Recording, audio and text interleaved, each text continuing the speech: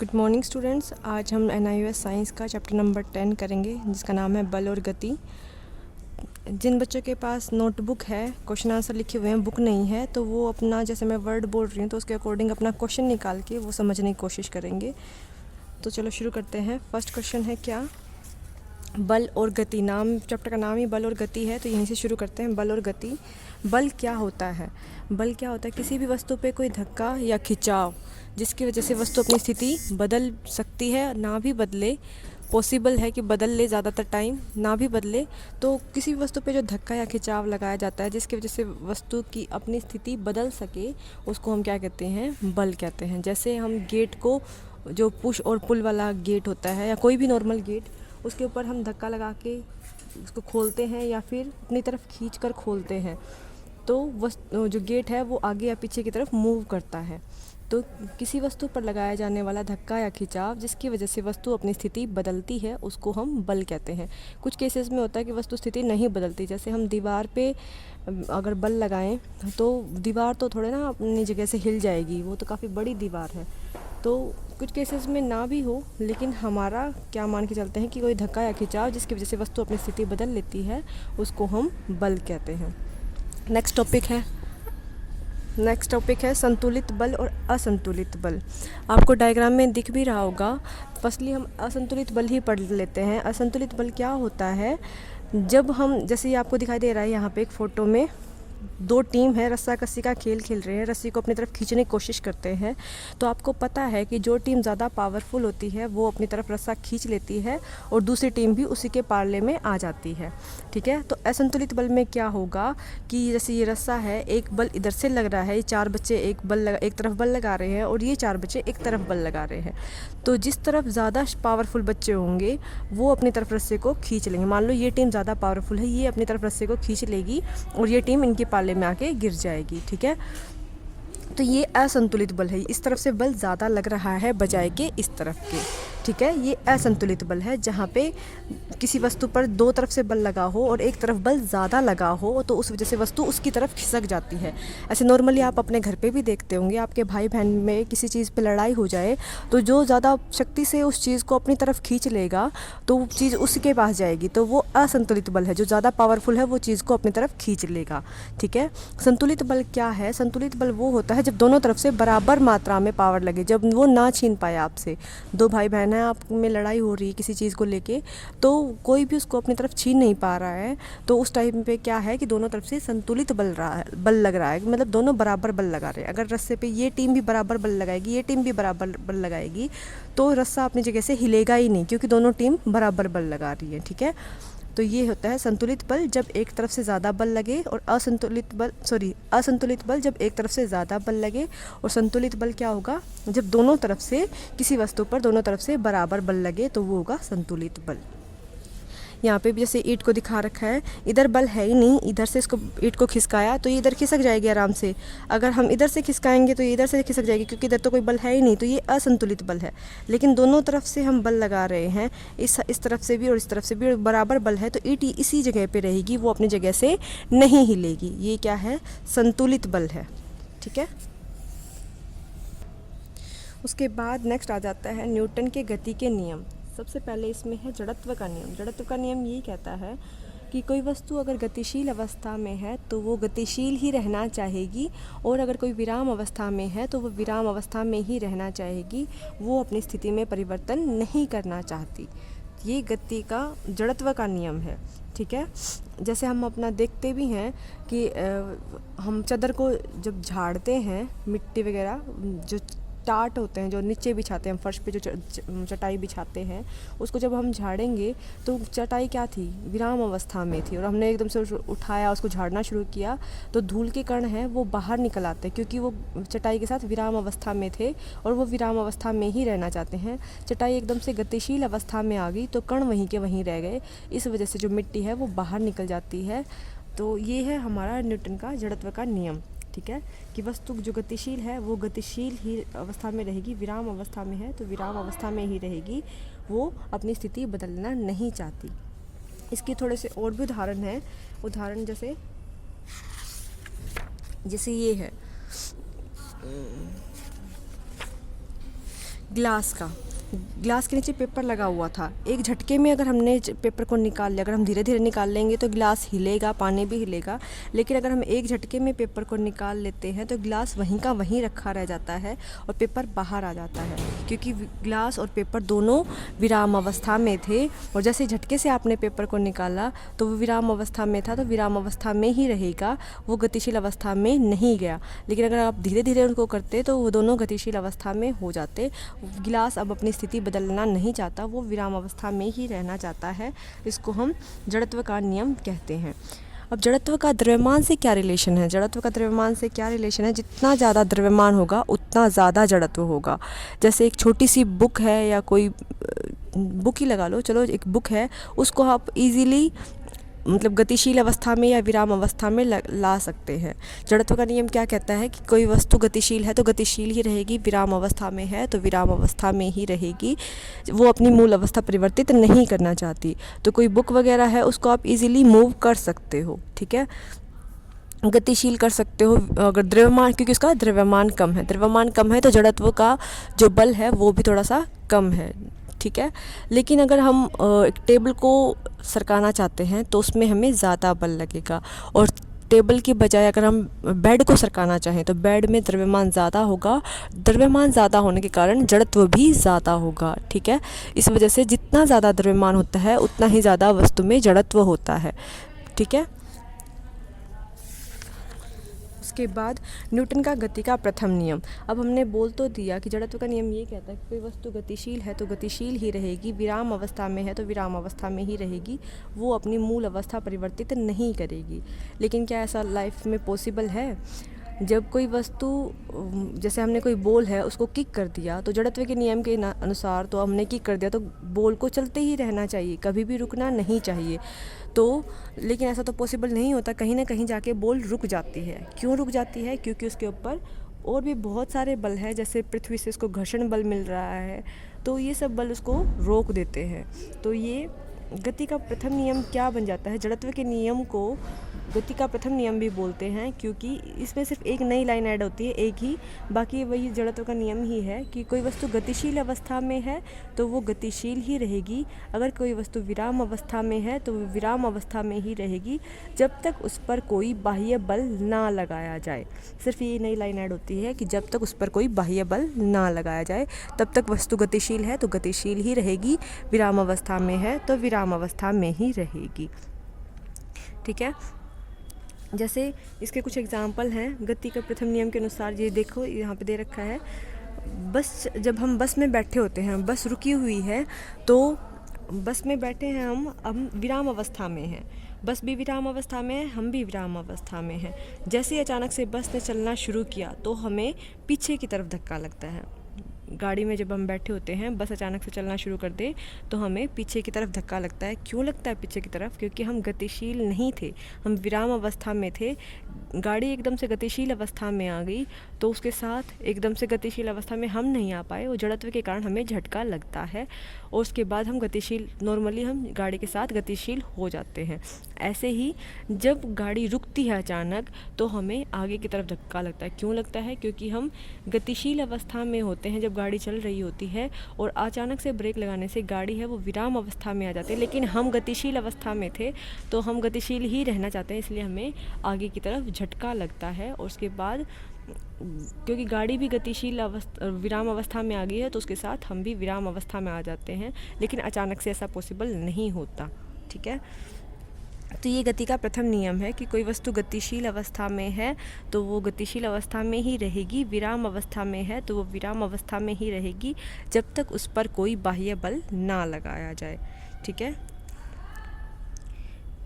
इसके और भी एग्जाम्पल हैं, जैसे जो हमने जड़त्व के नियम में भी किया था कि डंडे से अगर हम पीटें किसी कालीन को तो धूल के कण हैं वो बाहर रह जाते हैं, अलग हो जाते हैं उससे। वो किस लिए अलग हो जाते हैं? वो इसके जड़त्व के प्रथम नियम के कारण ही। जड़त्व का नियम को ही न्यूटन की गति का प्रथम नियम कहते हैं, तो इसके कारण वो अलग हो जाते हैं, ठीक है।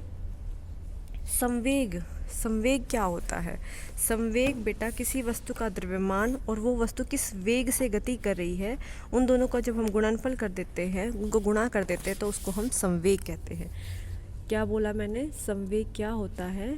कोई वस्तु का द्रव्यमान गुणा वो किस वेग से गति कर रही है, इसको हम संवेग कहते हैं। ठीक है, द्रव्यमान गुणा वेग संवेग होता है। या फिर हम कहें कोई किसी गतिशील अवस्था में कोई द्रव्यमान संवेग कहलाता है। तो जो न्यूटन का गति का, इसको हम कैसे डिनोट करते हैं, P = mv। यहाँ पे P क्या है, ये संवेग है, m द्रव्यमान है और v वेग है, वेलोसिटी जिसको बोलते हैं। m मतलब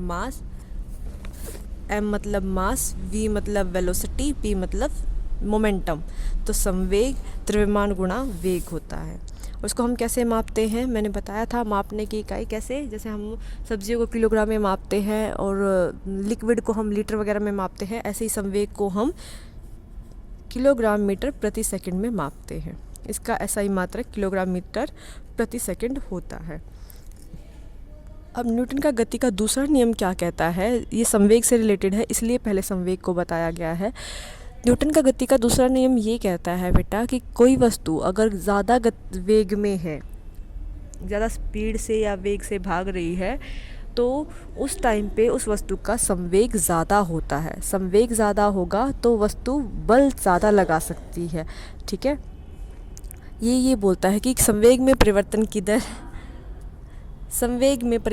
दर जो उस वस्तु पर लगने वाले बल के समानुपाती होती है। समानुपाती वर्ड को मैंने समझाया था कि अगर संवेग बढ़ेगा तो बल भी बढ़ेगा और संवेग घटेगा तो बल भी घटेगा। ठीक है, तो इसमें मैंने क्या बताया आपको, अगर आपको ये लैंग्वेज याद नहीं रहती है समानुपातिक वाली, तो आप इसको कैसे याद रखेंगे, अगर किसी वस्तु का वेग ज़्यादा है तो उसका संवेग ज़्यादा होगा और संवेग ज़्यादा होगा तो वस्तु बल ज़्यादा लगा सकती है। इसके कुछ उदाहरण से समझते हैं हम। जैसे हम नॉर्मली देखें कि बच्चे जैसे भागते ही रहते हैं, तो बच्चा अगर ज़्यादा स्पीड में भाग रहा है तो अचानक से गिर गया, तो बच्चे का अपना एक द्रव्यमान है, बच्चे के अंदर एक द्रव्यमान है और वो भाग रहा था, उसका एक वेग भी हो गया, तो बच्चे का संवेग ज़्यादा होगा। अगर वो ज़्यादा स्पीड से भाग रहा है तो उसका संवेग ज़्यादा होगा। संवेग ज़्यादा होगा तो जैसे ही वो फर्श पे गिरेगा तो फर्श उस पर ज़्यादा बल लगाएगा, या ये कहे कि बच्चे का बल ज़्यादा लगेगा उसके ऊपर, क्योंकि संवेग ज़्यादा था तो बल ज़्यादा लगेगा तो उसको चोट भी ज़्यादा लगेगी। अगर बच्चा है वो कम स्पीड में भाग रहा है, धीरे धीरे भाग रहा था और उस टाइम पे अचानक से गिर जाए, तो कम स्पीड के कारण उसका वेग कम है और वेग कम होने के कारण संवेग कम है, और संवेग कम होने के कारण जो है बल कम लगेगा, और अगर वो फर्श पे गिरता है तो बल कम लगेगा, और बल कम लगेगा तो उसको चोट भी कम लगेगी। दूसरे नियम में आपको 3 पॉइंट याद रखने हैं, वेग, संवेग और बल। ठीक है, वेग, संवेग और बल। अगर वेग ज़्यादा होगा, जैसे मैंने बताया कि बच्चे की स्पीड ज़्यादा होगी, तो उसका सीधी सी बात है उसका संवेग ज़्यादा होगा, क्योंकि संवेग क्या है, द्रव्यमान गुणा वेग। वेग ज़्यादा होगा तो संवेग ज़्यादा होगा, तो जैसे वेग ज़्यादा होगा संवेग ज़्यादा होगा, तो जैसे बच्चा गिरा तो बल ज़्यादा लगेगा और उसको चोट भी फिर ज़्यादा लगेगी। ठीक है, तीनों चीज़ें आपस में, अगर ये एक चीज़ बढ़ रही है तो तीनों बढ़ रही हैं। ऐसे ही वेग कम होगा, नीचे वाले एरो से हम कम को दिखाते हैं, अगर वेग कम होगा तो संवेग भी कम होगा, और संवेग कम होगा तो जो बल लगेगा वो भी कम लगेगा। इस वजह से बच्चे को जो चोट है वो कम लगती है। ठीक है, क्लियर। या तो आप इसको ये याद रख सकते हो कि संवेग में परिवर्तन की दर उस पर लगने वाले बल के समानुपातिक होती है।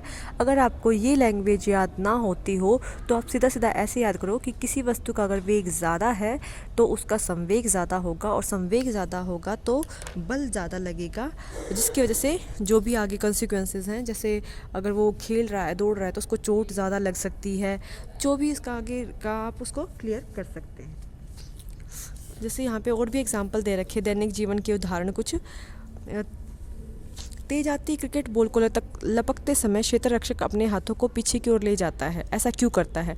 बेटा क्वेश्चन ऐसे डायरेक्टली ऐसे नहीं आते कि आप द्वितीय नियम को समझाओ और उसके उदाहरण दो, ऐसे ही आएगा कि एग्जाम्पल दे देगा। जैसे इसमें यही फर्स्ट पॉइंट है कि एक तेज़ आती क्रिकेट बॉल को लपकते समय क्षेत्र रक्षक, जो जैसे यहाँ पे दिखा रखा है ना, क्षेत्र रक्षक है ये, जो क्या कहते हैं उसको, क्रिकेट खेलते टाइम जो बाउंड्रीज़ पे खड़े होते हैं, जो बॉल को रोकने की कोशिश करते हैं, उनको क्षेत्र रक्षक बोलते हैं। वो अपने हाथों को पीछे की ओर ले जाता है जब बॉल आती है। तो क्यों ले जाता है पीछे की तरफ? क्योंकि जैसे ही बैट्समैन ने उस बॉल को हिट किया, बैट से मारा तो वो बहुत तेज़ स्पीड से आ रही होती है और उसको लपकेगा वहाँ के वहाँ, यहाँ पे जैसे यहाँ पे बॉल आई उसके हाथ के पास और यहीं के यहीं उसने हाथ रोक लिए, तो वस्तु का वेग ज़्यादा है, बॉल का वेग ज़्यादा है तो उसका संवेग ज़्यादा है और यहाँ के यहाँ रोकने की कोशिश करेगा तो उसको चोट ज़्यादा लगेगी क्योंकि यहाँ पे संवेग ज़्यादा है। इसलिए वो क्या करता है, धीरे धीरे बॉल को पकड़ता है और पीछे की ओर लेता जाता है ताकि उसकी स्पीड कम हो जाए, बॉल का वेग कम हो जाए, वेग कम होने से उसका संवेग कम हो जाए ताकि उसके हाथों पे चोट कम लगे। ठीक है, इसलिए क्षेत्र रक्षक अपने हाथों को पीछे की ओर लेके जाता है ताकि क्षेत्र रक्षक के हाथों को चोट ना लगे और वो बॉल का संवेग कम कर सके। ठीक है, ये करवा चुकी। सीमेंट के फर्श पर गिरता है तो चोट क्यों लगती है? चोट क्यों लगेगी? क्योंकि जब वो सीमेंट के फर्श पे गिरेगा तो वस्तु का संवेग ज़्यादा होगा और संवेग में परिवर्तन नहीं हो पाएगा। ठीक है, संवेग में परिवर्तन की दर को हम बल के समानुपातिक बोलते हैं ना। फर्श पे गिरा तो जिस स्पीड से वो गिरा है उस टाइम पे जो भी उसका संवेग है उसको परिवर्तन करने का टाइम ही नहीं मिला और एकदम से गिरते ही उसमें क्या होगा, उसको चोट ज़्यादा लगेगी।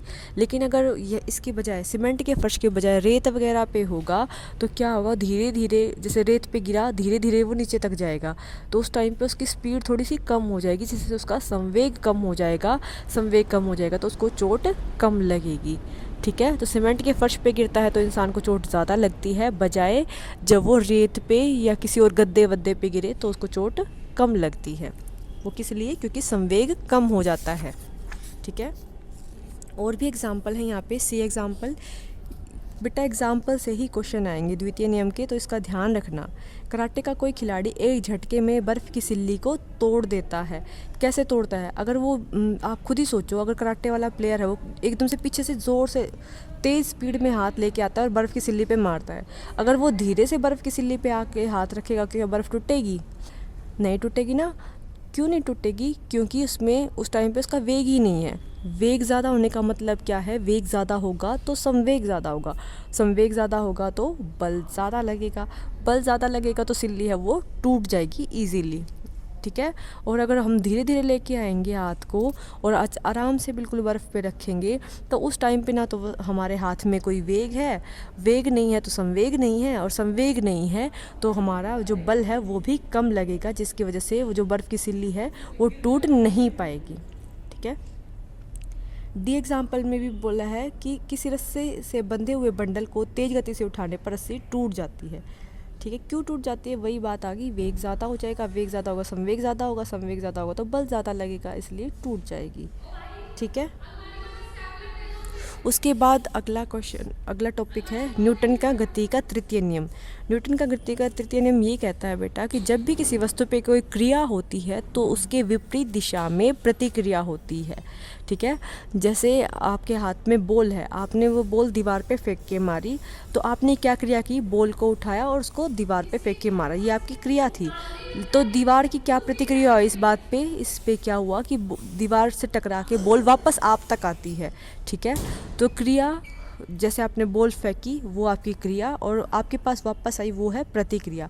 तो जब भी हम किसी वस्तु पे कोई क्रिया करते हैं तो उसके विपरीत दिशा में, विपरीत का मतलब उल्टी दिशा में, आपने दीवार की तरफ बॉल फेंकी थी, वो दीवार से उसी दिशा में थोड़े ना जाती है, वो वापस मुड़ के आपकी तरफ आती है, तो वो विपरीत दिशा में प्रतिक्रिया होती है।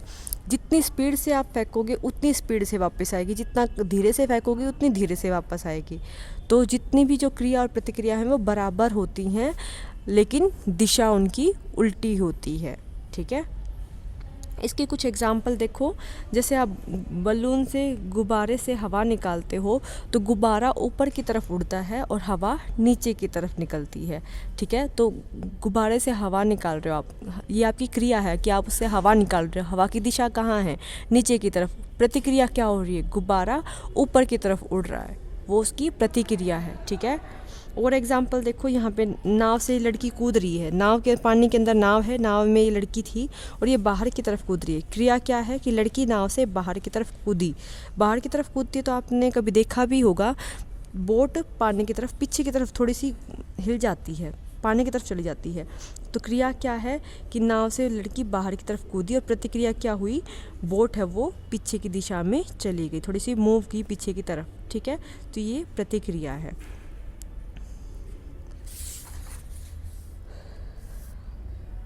ठीक है, ऐसे ही यहाँ पे एक और एग्जांपल है, देखो जब आप कोई इंसान तैरता है तो वो क्या करता है, पानी को पीछे की तरफ धकेलने की कोशिश करता है।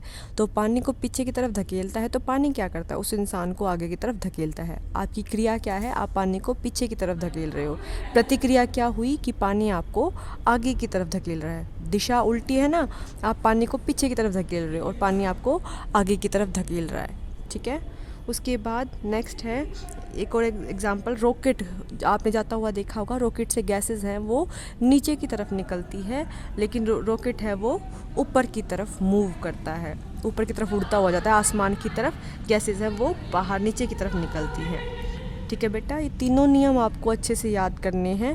किसी भी नियम का आप एग्ज़ाम्पल से क्वेश्चन आ सकता है कि एग्ज़ाम्पल में पूछ लेगा कि बोट में है कोई भी लड़की और वो बाहर की तरफ कूद रही है और उससे बोट पीछे की तरफ मूव करी, तो गति का कौन सा नियम है और आप ये कैसे कह सकते हैं।